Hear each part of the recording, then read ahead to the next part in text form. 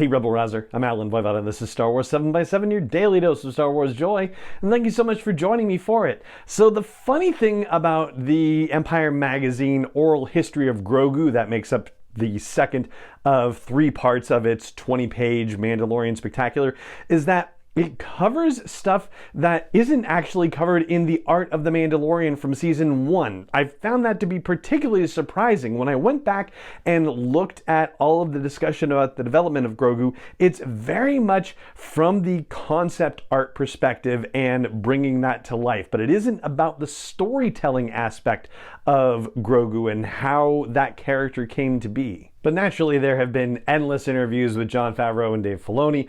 I'm sure they've covered this ground at some point, but it's new to me certainly through this. Jon Favreau talking about how with Grogu's character and as they were thinking about somebody from Yoda's species, that it couldn't be Yoda obviously, but there was a lot of cloning going on. Is it possible that he's a clone? This is part of what Jon Favreau was thinking and wondering about as he was conceiving of the character of Grogu, but he says ultimately in the Empire article that Grogu is his own person with his own history, and that seems to coincide with where we landed on a previous discussion about this, whether Grogu could possibly be a clone. It seems like we were a little early from where the technology was for that to be a possibility, but of course clones can be their own people too. And then you get Dave Filoni involved in this whole business. He says that he's hearing about how they want to do a Baby Yoda type character, and his response is, where are we going with this? And you can hear Dave Filoni's voice. Just there's something about the way that quote is delivered in Empire Magazine, and I've had the wonderful opportunity to see him on panels multiple times, like just his voice coming through, all the interviews that he's done, like you can totally hear him going, where are we going with this? And knowing that he had to meet with Jon Favreau and talk with him about this and be a part of the development, because in Dave Filoni's point of view, Yoda was such an important character to George Lucas, and if you're going to do anything with this species, like Dave absolutely has to be a part of it. They also talk about how nobody knew for sure how Baby Yoda would go over except for one person, according to Dave Filoni. Werner Herzog, who plays the client, clocked it from the start, according to Dave Filoni, knew that Baby Yoda was going to be an incredible sensation. Of course, personally, I'm not a bit surprised, and if they just did a whole Disney Gallery episode with Werner Herzog talking about his experience on The Mandalorian, like I would watch that over and over again.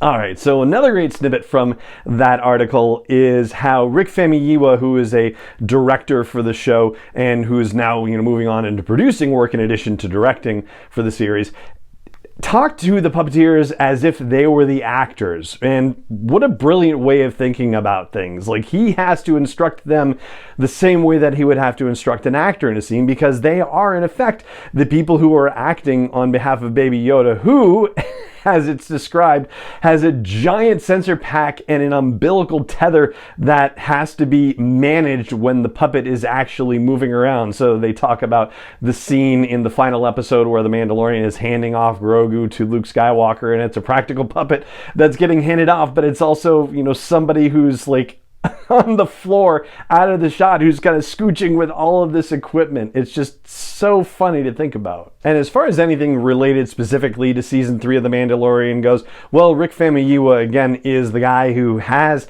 anything resembling hints or details. He talks about how the purity of Grogu brings out the best in the people around him, and that plays a role in season 3. Also, Din Djarin having to put himself right with his beliefs and figure out how to move forward. And also says that Grogu will have people talking, is going to do things that will have people talking in season 3, that he's growing as a character and a partner and has to become central to what's going on in season 3 and for the series as a whole. There's also a bit from Jon Favreau that doesn't on its face necessarily directly bear on Mando season 3, but just reading between the lines, it kind of has to be the case. He talks about the Force and about how it offers you certain potential, but it's really what you do with it that makes it so special. It's how hard you train, who you're training with, the kinds of things that you're doing and your dedication to it, like that's what really brings out the best in you, or conversely the worst in you, depending on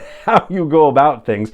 And so this definitely has ramifications for Grogu, because it's going to depend on who's mentoring him. Yes, Luke Skywalker is not mentoring him in season 3, so it's a certain level of mentorship that can't happen, but the Mandalorian himself is going to be a mentor to Grogu, and his ethics and his code of honor are going to be an example for Grogu to follow. And I think that you'd probably agree, the way the series is developing, Din Djarin is becoming less of a mercenary per se and more of a traditional good guy. I mean, yeah, there's probably still going to be some sketchy things happening, but yeah, the journey seems to be heading in that direction, which is going to affect Grogu's development potentially as well. So those are the highlights from the second of the 3 features inside Empire Magazine's giant Mandalorian feature in their April 2023 issue. And again, if you want to get the whole issue for yourself, I got the digital issue via pocketmags.com. That's not a sponsor or affiliate thing or anything. It's just, where I got it. It's £4,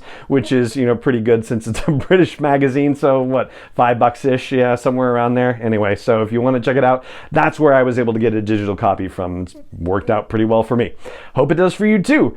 And that's what I've got for you on today's episode of the show. It just remains for me to say thank you so much for joining me for it, as always. And may the Force be with you, wherever in the world you may be.